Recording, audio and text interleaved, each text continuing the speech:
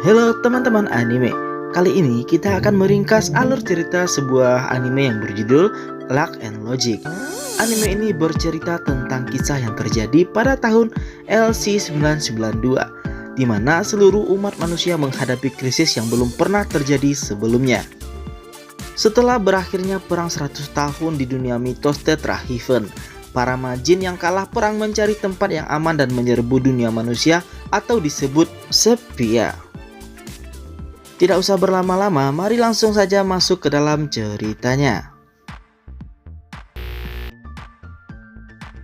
Di ruang makan, Tsurugi yang sedang makan berbincang dengan ayah dan adiknya. Suasana di meja makan penuh dengan candaan ayahnya.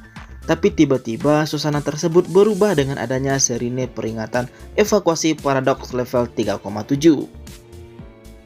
Hal itu karena adanya makhluk asing dari dunia lain yang berada di dekat daerah rumah Tsurugi.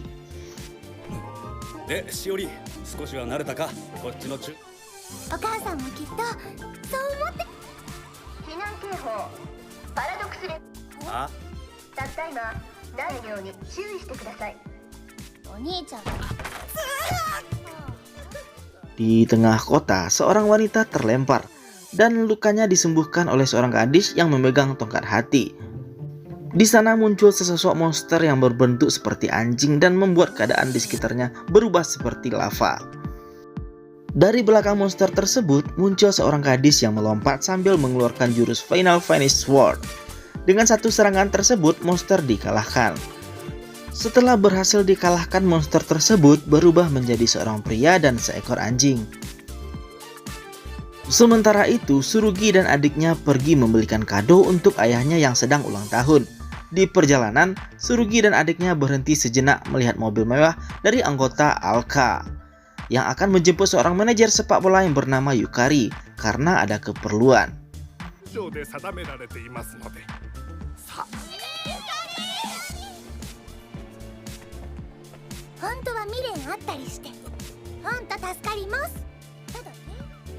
Di dalam ruang kantor agensi, seorang ketua departemen yang bernama Veronica berkata kalau Yukari merupakan sekian dari banyak orang yang menyadari kemampuan logikalistiknya. Dan kemampuan itu akan muncul tanpa ada tanda apapun. Kemampuan Yukari terjadi pada saat remaja dan akan memudar ketika dewasa. Veronica memberitahu kalau dia baru saja mencapai kedewasaan yang berarti kekuatannya telah hilang. Dia juga menegaskan kalau orang yang menyadari kemampuannya berkewajiban untuk melindungi wilayah sebagai polisi khusus atau Alka. Sirine kembali berbunyi karena mendeteksi benda asing di wilayah pusat dengan level paradoks 7,2. Sebuah portal terbuka di atas gedung perbelanjaan. Monster berbadan besar pun jatuh tepat di tengah keramaian. Semua orang berlari ketakutan meninggalkan mall. Tsurugi yang berada di tempat itu mencoba mengalihkan perhatian monster agar adiknya bisa selamat keluar dari gedung.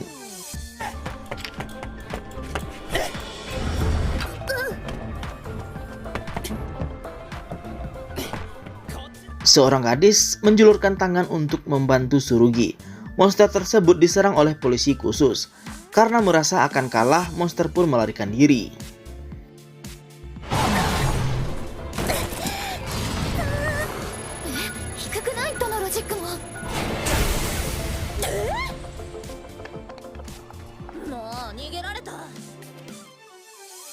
Seorang polisi khusus mengunduh kartu gerbang untuk menutup gerbang.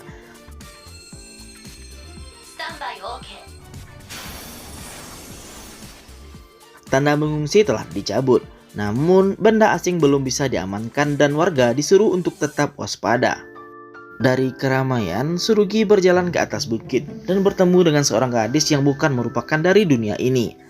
Gadis itu bernama Athena, yang sengaja datang untuk menemui Tsurugi.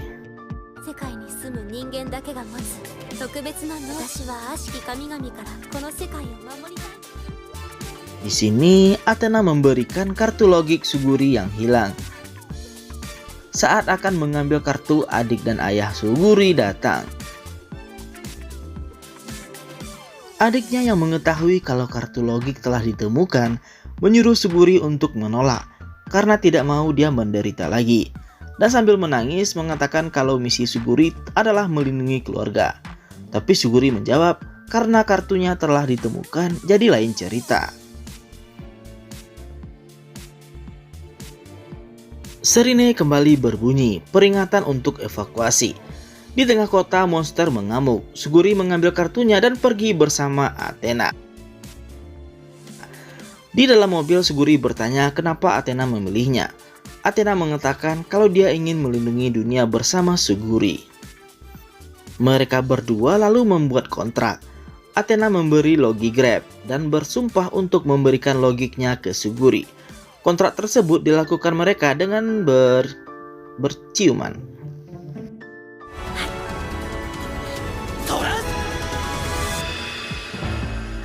Monster yang mengamuk membuat para polisi khusus atau Alka di ambang trans, di ambang batas mungkin. Suguri datang dan mengeluarkan Aegis untuk menahan semua serangan yang diberikan oleh monster.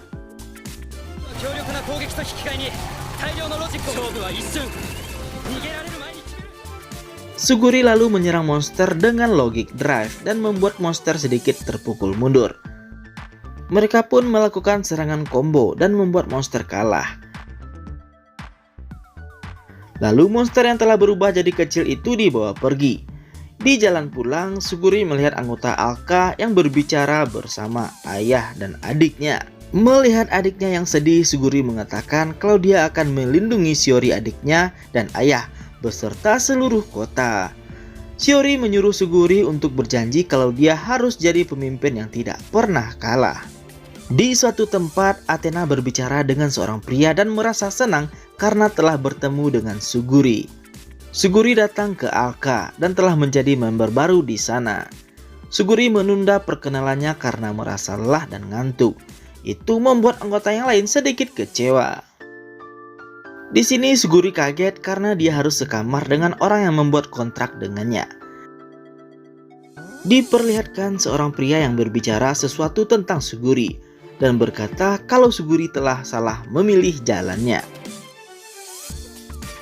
Di dalam sebuah ruangan, Tsurugi dan Athena sedang video call dengan seorang pria berkacamata yang merupakan direktur dari Alka. Dia bernama Jarno Utsutsuno. Jarno memiliki harapan yang besar kepada Tsurugi. Tiba-tiba seorang pria datang dan mengatakan kalau Tsurugi tidak boleh sombong. Pria tersebut bernama Olga dan merupakan anggota dari Alka. Di ruang belajar, Tsurugi dan teman-teman yang lain melakukan aktivitas rutin, yang dimana aktivitas tersebut adalah pembelajaran tentang ilmu pengetahuan, dan nilai terendah akan ditugaskan di Super KP. Pertanyaan demi pertanyaan telah mereka jawab, karena sampailah di perhitungan poin terendah dimiliki si gadis berambut pirang. Yoshitsika memiliki nilai yang sempurna, begitupun dengan seorang gadis berambut abu-abu pendek. Setelah belajar, mereka makan bersama. Yoshitsika memakan saus aneh yang membuatnya mual.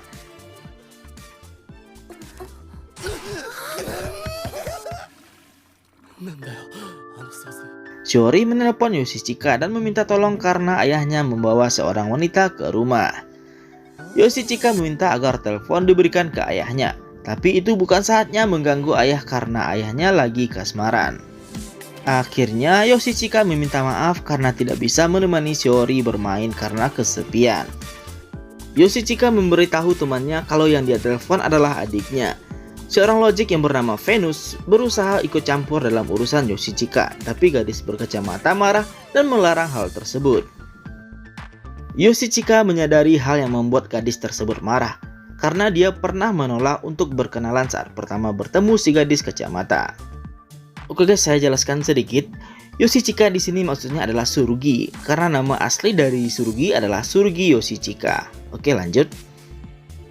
Yoshitsika lalu meminta maaf dan minta perkenalan dengan teman-temannya. Gadis kacamata tersebut bernama Yurine dan bertanya total waktu trans yang dimiliki Yoshitsika. Kebetulan Yurine memiliki waktu trans 225 jam.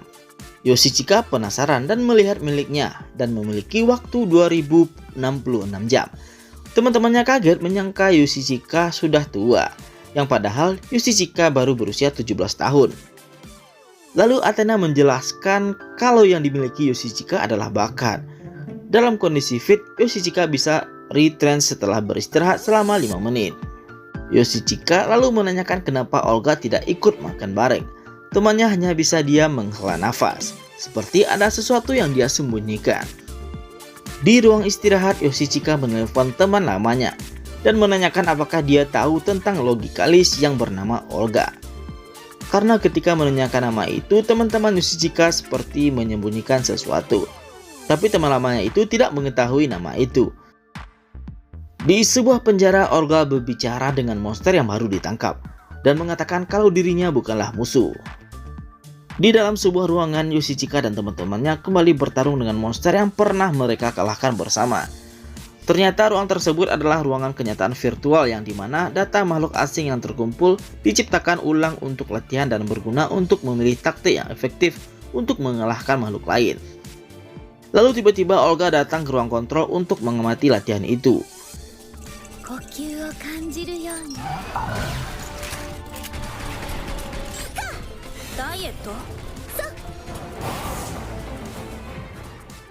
Di ruang latihan, Valkyrie cedera karena pukulan monster dan dibantu oleh Yoshichika dan Yurine.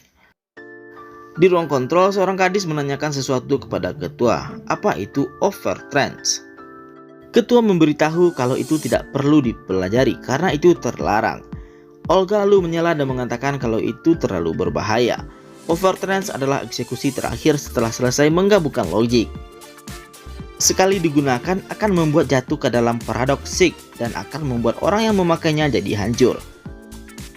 Di ruang latihan, Yoshichika meminta Asuha untuk menghabisi monster tersebut dengan magic drive-nya. Asuha menembak kepala monster dari dekat dan mengakhiri latihan. Di ruang kontrol, Olga memberikan tepuk tangan kepada Yoshichika dan teman-temannya. Yoshichika bertanya kenapa Olga tidak ikut latihan. Dengan menyombong, Olga menjawab kalau dia telah menguasai latihan itu. Tiba-tiba sirine berbunyi dan mendeteksi adanya makhluk asing di distrik Nain Timur, paradok level 1,1. Tsurugi Yoshichika dipilih ketua untuk membereskan makhluk asing itu dan menyuruh teman-teman yang lainnya untuk beristirahat karena pertempuran sebelumnya yang terjadi. Dengan heran, Tsurugi Yoshichika yang merupakan anak baru menanyakan kenapa tidak Olga saja yang disuruh pergi karena lebih senior, dan kenapa hanya Olga yang diperlakukan khusus. Dan siapakah sebenarnya Olga? Di taman kanak-kanak, Tsurugi memegang tangan makhluk asing itu karena telah mengambil sesuatu dari yang lemah. Dan dengan sangat mudah makhluk tersebut menyerah.